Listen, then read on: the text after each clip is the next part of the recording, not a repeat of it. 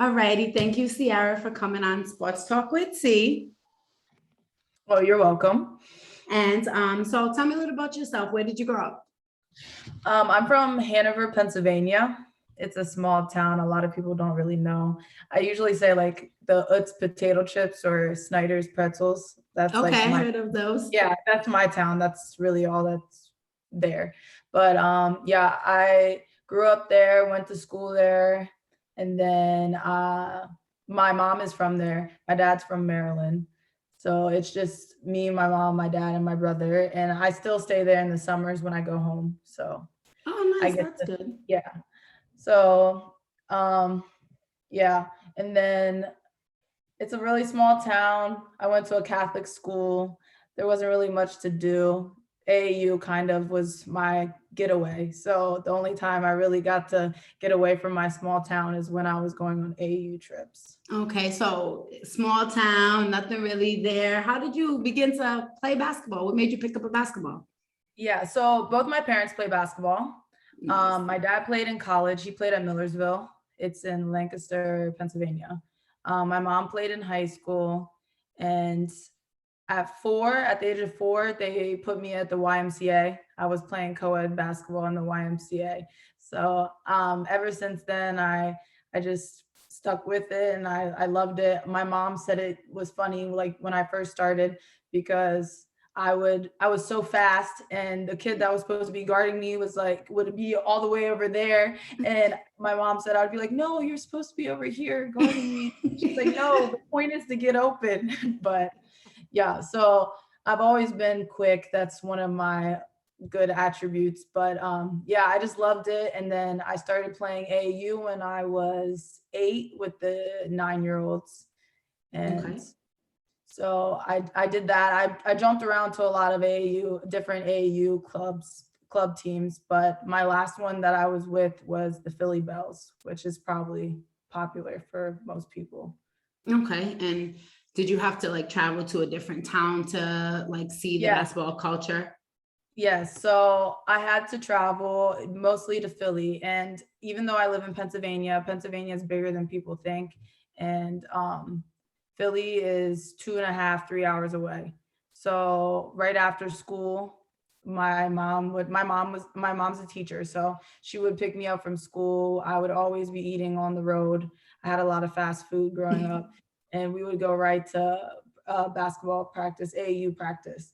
So I'm actually really grateful that they took the time to do that for me, because a lot of parents don't have time to take their kids Hmm. all the way to practice all the time. But I was really fortunate in that area, and my mom took me to as many as she could. It got easier when I was on the Bells because we would practice on the weekends. So we would just go up for the weekend and then stay the night in a hotel. And then I would practice Saturday and Sunday.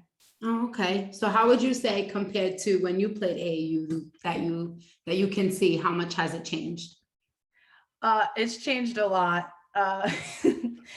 Especially, I feel like when I played, we were playing 4 games in a day, and now I know there's like restrictions on how many games they can play in a day.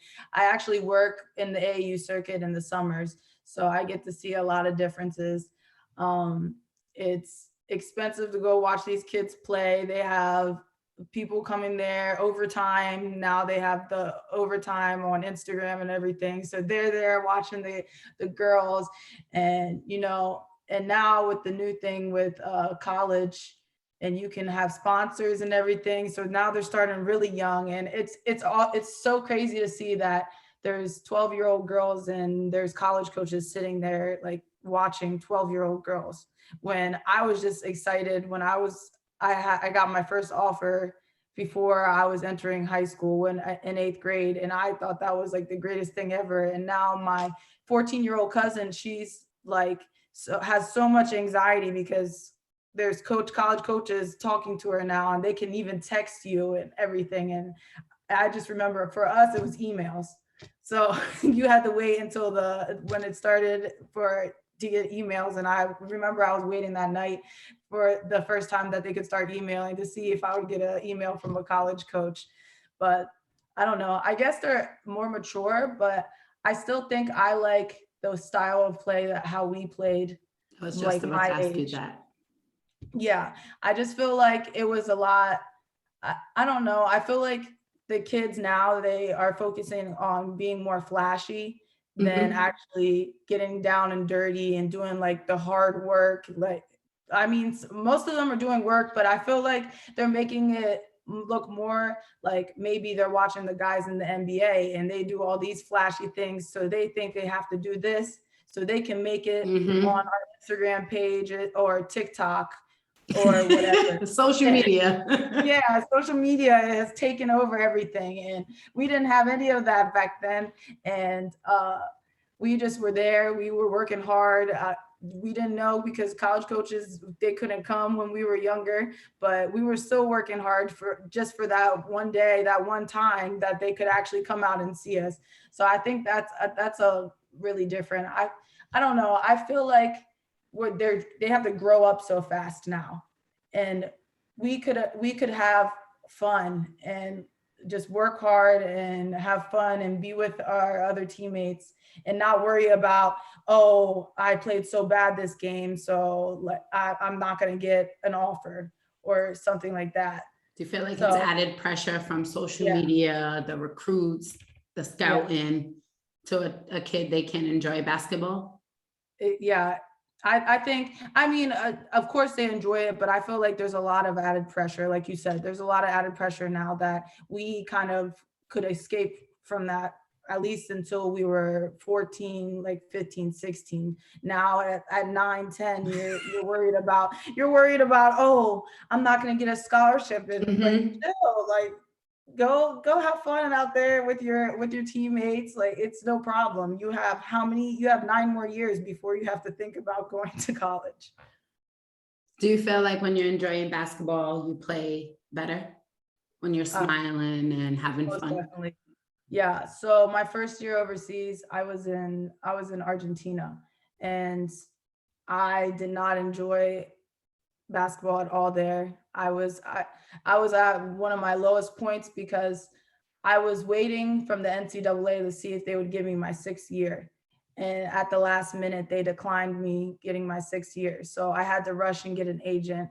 And that at that point in time, it was the end of July. Almost everybody like was that's usually you're already signed.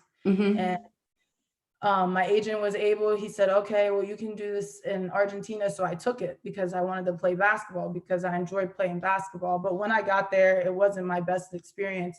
And I felt like I wasn't enjoying playing basketball and I wasn't playing my best.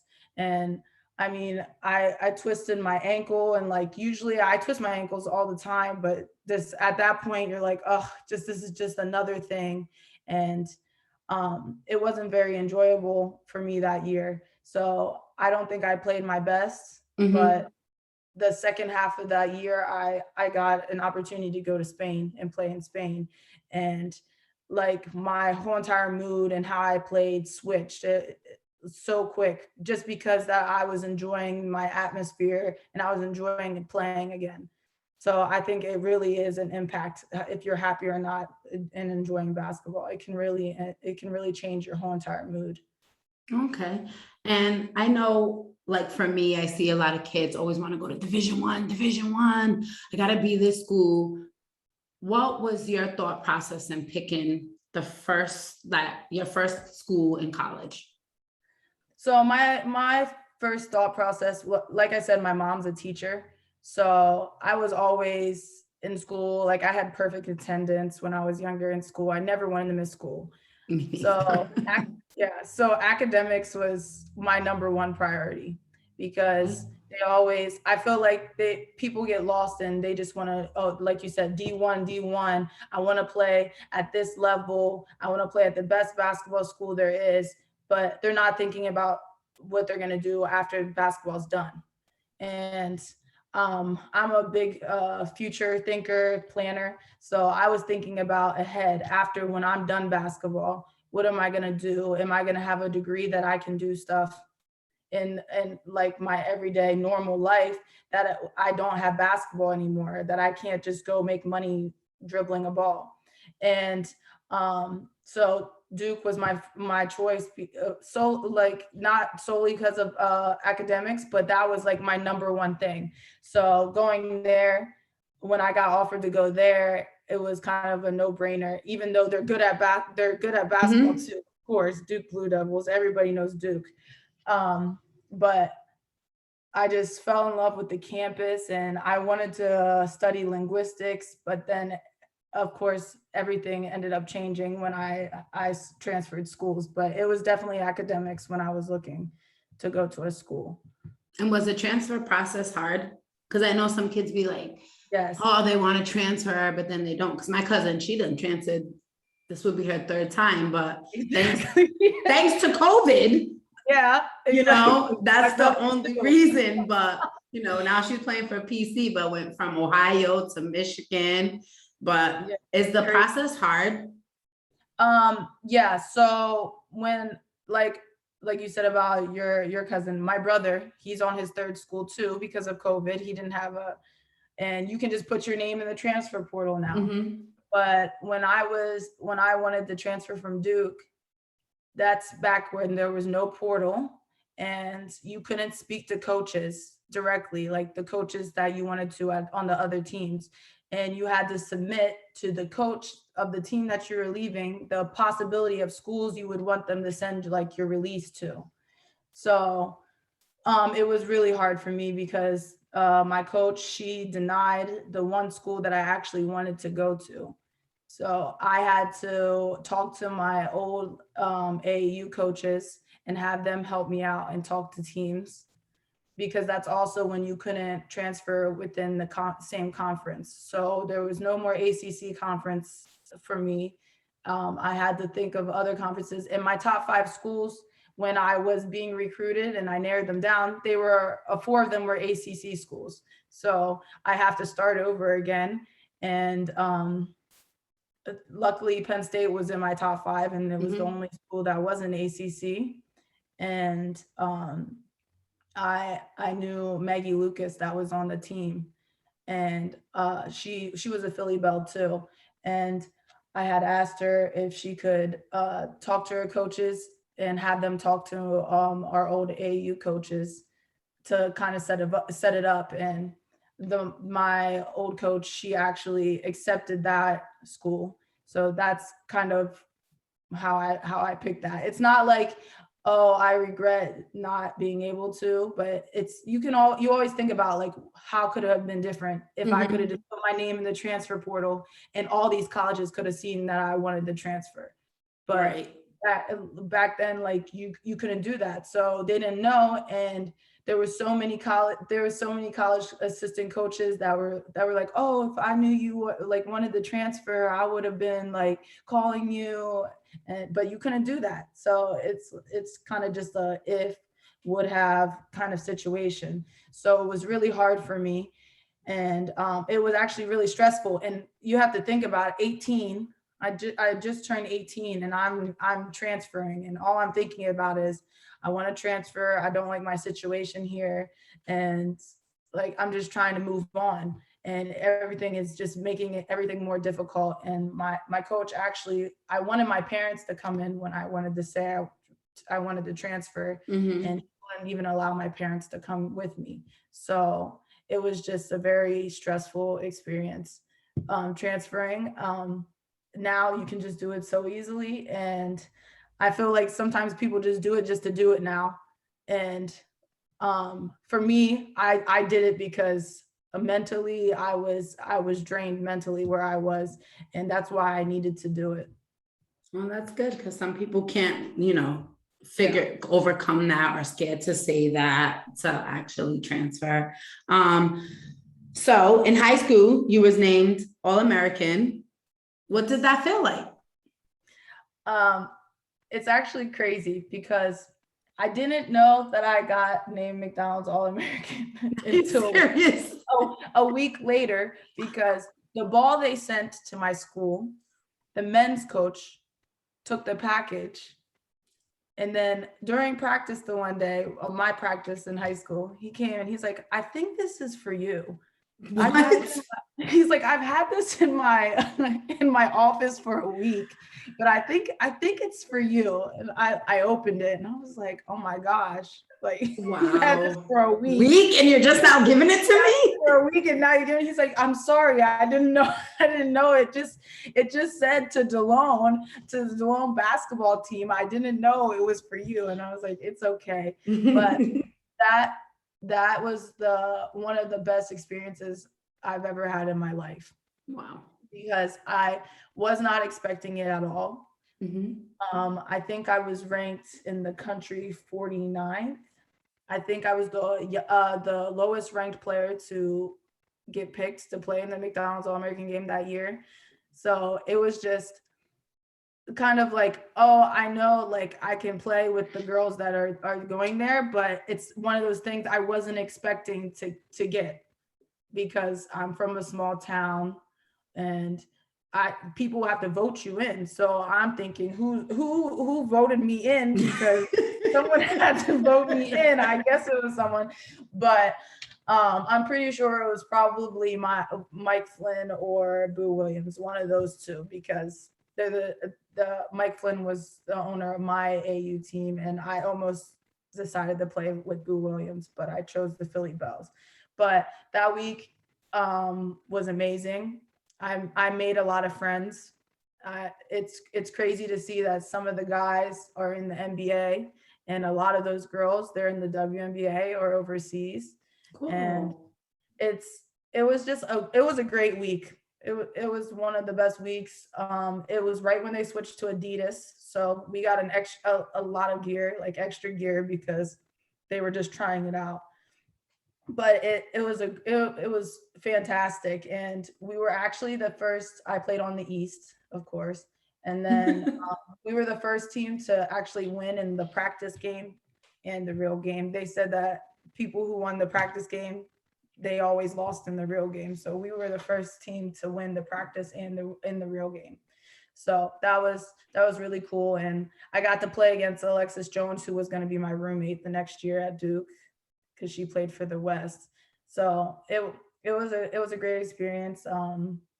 Jewel Lloyd is one of my good friends Oh, now, nice. just from that experience. Experience. I played with Brianna Stewart my last year of AAU, so That's um, fire. she was already there with me, and Brittany Sykes too.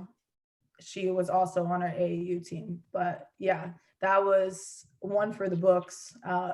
Anybody that gets a chance to do that, I'm sure they have the same reaction because it's really it's a great thing that they do for high school kids to like really showcase our talents and give us a week of just feeling like we're professionals, almost going to the Ronald McDonald House to go Yeah. see the kids. And it's just amazing that they do that, I think. That's fire. Did you have any player growing up that you would say was your favorite player or mimic their style of play? Yeah. Dwayne Wade has always been one of my favorite players.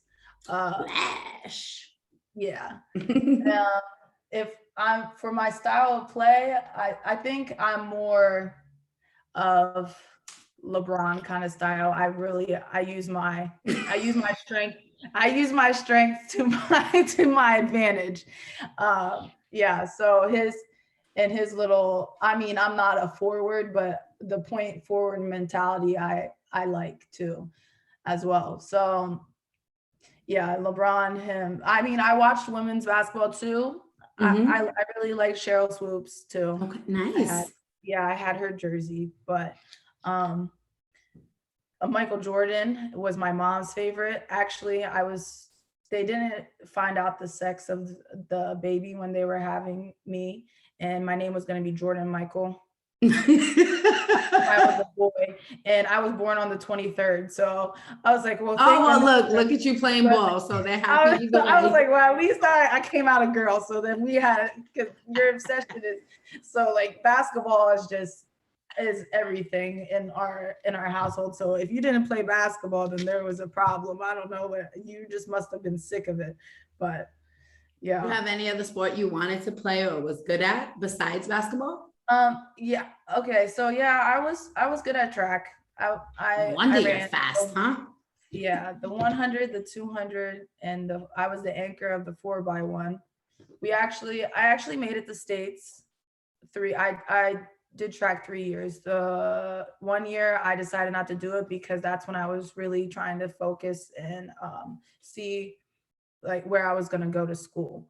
So I was really focusing on basketball that year. I actually got a couple offers to run track in college, but I was like, no, basketball's for me. And I did not like practicing.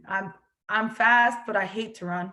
I don't want to run. My track coach, he was like, "Oh, I wanna train you for the 400." I said, "That's a whole sprint around the track. That's a full sprint. I'm not doing a full sprint around the track." He's like, "You could be great." I said, "Yeah, this is just It's not for in my me. spare time." But what I really regret, the sport I really regret that I wish I could have done was swimming. I really do enjoy swimming, and I have pretty broad shoulders, and my mom was a lifeguard when I was growing up. So, but my school did not have a swimming pool.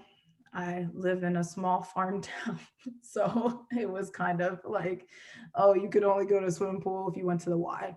So swimming was off the charts. So I just had to stick to basketball, but I was fine with it. It was basketball 24/7, and I really enjoy basketball, everything about it.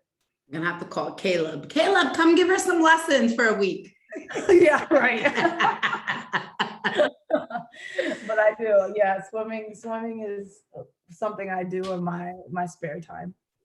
That's what's up. So as a kid in high school, college, playing basketball, what was your ultimate dream? My dream was just to, I guess when I was younger, my dream was to play in the WNBA. But as I got older, I Mhm. knew that it didn't really matter as long as I was playing basketball. And when I found out about people going overseas to play, I thought that was really cool because I'm one of those people that I like to travel and I like to experience different cultures. So the opportunity to do that for free, to travel for free and then get paid to play something that I'm good at, it was really intriguing to me. So, of course, you have the people that say, "Oh, you don't want to try to get in the WNBA. Oh, why not WNBA?" Uh, I got to the point where that wasn't like do or die. WNBA Mhm. wasn't do or die. It was I really want to go overseas. That's something that I want to do. And once I got to Spain, I fell in love with the whole entire culture, everything about Spain. And I just think back that if I never would have thought about going overseas, I would have missed out on an opportunity that is once in a lifetime. And I just am so happy and blessed that I was able to do that and able to come to Spain. And well, now I'm in Romania, but last year and the past 3 years before that, I have been in Spain. But I mean, of course, yeah, WNBA. I love watching it. I support it. I have friends that are in the WNBA. When I'm home in the summers, I try to go to the games.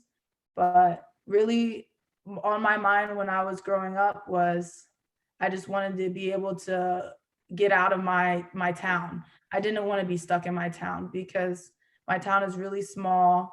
A lot of people that are from my town, they haven't ever been out of the state.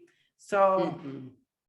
yeah, so I just feel like if I got stuck there, I would be missing out on so much because there's so much this world has to offer. And I always thought people that travel the world are the smartest people. They have so much more intelligence than people that have been stuck in one place and they haven't experienced other cultures. They never know. And it's crazy. It's crazy to think that some people just like just staying. I could never have that mindset. I would go crazy. I would go crazy staying in one small town. Like my grandmother, for example, she hasn't really been anywhere, and she's like Oh, you want to move away from here? Yes, I do. I want to move away from here. And she's like, you're hating on my town. I'm not hating on your town, but there's so much more, and there's so much like there's more things that I've experienced now that are better, that would not make me want to go back to the town. And I'm thankful that my parents, they understand that. And they it's funny because people would say, "Oh, she wants to move to Spain. She doesn't want to stay here with you." And I was like, "I don't want her to stay here." Like, my mom and Okay. dad are like, "Go!" Like, she loves it over there. Why would she stay here when she has opportunities to do something somewhere else where she belongs? I just, I just feel like I never felt like I belonged in my town that I grew up in, and it's like it's freeing to be able to go overseas. I just feel like I'm locked down every time I go there in the summer, and I'm always just waiting for me to sign my next contract to leave. And my mom's like, "Oh, I can tell like when it's getting time, like you're getting anxious because you get so antsy, like you're ready to go." And at least she knows. At least she knows. But it's it's great that my mindset grew as I got older. And I think helping AU really helped, seeing that traveling, getting to different places of mindset. And I'm thankful that my parents put me in AAU so I could travel and I could make, because most of my friends are through AAU that I made. And I had friends in my hometown, but those friends, like I said, most of them never leave that town. Mhm. And that's not the kind of mindset that I had. And I grew into a different mindset that I needed to expand and explore. And you have to have people around you that have kind of the same ideas as you. So they know too that we need to go, we need to explore, we need to get out of here. You need to have a passport, because you cannot have a passport, because we're trying to get, we're trying to make Mhm. moves, not to Miami every weekend. We're No. trying to go to Yes, I Italy, can't wait or to go Jamaica. yeah, or Jamaica. Yeah, I don't want to stay in the United States and travel all through there. It's expensive too. I mean, it's crazy how much cheaper it is overseas than it is to just travel throughout the United States. That's crazy. So what has so far over your career has been your greatest experience? My greatest experience. Um, well, I never won a championship until I think it was 2 summers or 3 summers ago. I I came home after my first year over in Spain, and I thought I was just gonna stay home for the summer and then just go play somewhere else the next season. But I was home for I think 2 weeks, and I texted my agent and I said, "Can you please find me somewhere to play in the summer? Because I do not want to be, I do not want Oh, to be." it took 2 weeks. You was done, Yeah, huh? I was like, "Oh my gosh, I can't stay home any longer." And he said, "Okay, let me see what I can do." So he said, "Sierra, I have this job in Paraguay. If you want to do it, it's only 2 months, and if you want to, you can go play there." And of course, I'm looking up everything about it, and it's a small country. It's not the wealthiest country, but I was like, okay, well, it's basketball, so I'm gonna go. And so I went, and it was one of the best experiences that I had. The people there are amazing. That My club, it was so much fun. I had another girl on my team. She was from Spain. It was her first time out of Spain, so it was her first time really using her passport, because in the EU you don't need your passport to travel. Um, me and her became very good friends, and I won my first championship that summer. So Wow. it was kind of a surreal moment. I know it's not like something big. It was just the summer league over there, and but it just felt great to actually win a championship, to say that I won a championship, because I had been so heartbroken so many times in high school trying to win a championship and making it to the semifinals and losing. and just that championship feeling to say, oh, I have a championship now. And really, I had a good time. Like the food was good. Their meat is really good over there. They make really good chorizo, all Ooh, ribs, everything on the grill. I love ribs. It's so good. It's so good there. The people, they were so welcoming. It was the first time overseas that I got a car. They gave me a car there. It's things that I had in Europe. Usually, you don't have dryers. We have the drying racks. I had a dryer in my apartment. I was like, this is different. Like, I'm about Let to go me back. let me soak this up for a Yeah, little bit. I'm about to go back to Spain with no dryer, and I have a dryer here in Paraguay. Like, what you guys doing? But it's by far my favorite experience. But really, like I said, when I went to Spain, my second half of my first year overseas, it changed my life. Um, I think Spain as a whole is just my favorite experience, and it, like I said, it changed my life, and to the point where I don't want to live in the United States. I plan on moving to Spain when I'm done my basketball career. Um, I am I can understand everything fully in Spanish. I can speak Spanish, not fully. I'm not fully bilingual yet, but I'm working on it. And the people, I just feel free over there. I feel like I'm not judged, and the pace of living over there is very just like leisure. And I feel like sometimes in the United States, everything's fast paced. You have to do this, you have to do Mhm. this, and you don't really have time to relax. And like, oh, you see people, and oh, you're still living with your parents. Oh, you have this job. Oh, you're not doing this. You don't have this. Over there, they don't care. Half the people over there, they live with their parents until their parents pass away, and then they get their house, their parents' place, and then they live there and they raise their Mhm. family there. And I just really like that. And I mean, the championship experience is my favorite, but Spain as a whole is an experience that really like impacted my life. And I'm happy that I get to continue to go there. I decided to venture off this year, but for sure I will be back there because I'm going to be living there eventually when I finish my basketball career. So yeah, that's a big experience. I recommend Spain to anybody and everybody. If they tell me they have an offer there, I'm like, take it. It'll change your life, and most people love it. It might not, they might not pay like the most overseas, but they pay decent, and Mhm. the living is great. It's if you think if you're a person that thinks the United States living is great, then it's pretty close to living in the US. There's of course cultural differences, but it's not like you're going from living with all this technology to not having any tech of the new technology at all. It matches up pretty much on that standpoint. Alrighty, and after your basketball career, you said you want to be in Spain. What else you want to be doing?